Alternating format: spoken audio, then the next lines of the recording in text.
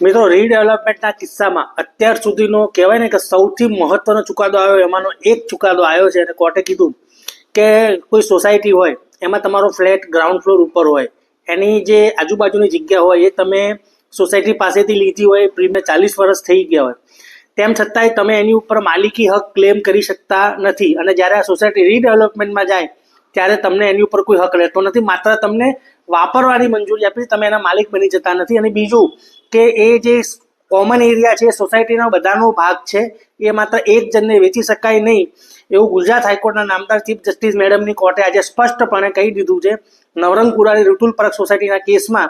મિત્રો, તમને બધાને ખબર હશે કે રીડેવલપમેન્ટનો જ્યારે મામલો આવે ત્યારે ખાસ કરીને ગ્રાઉન્ડ ફ્લોરવાળા ફ્લેટનો બહુ જ પ્રોબ્લેમ હોય છે અને ખાસ કરીને પેન્ટ હાઉસવાળા ફ્લેટનો બહુ જ પ્રોબ્લેમ હોય છે કે એ લોકોને આજુબાજુની જગ્યાએ એ લોકો વાપરવા માટે લીધી હોય છે અથવા ત્યાં એ લોકોએ કન્સ્ટ્રક્શન કરી નાખેલું હોય છે.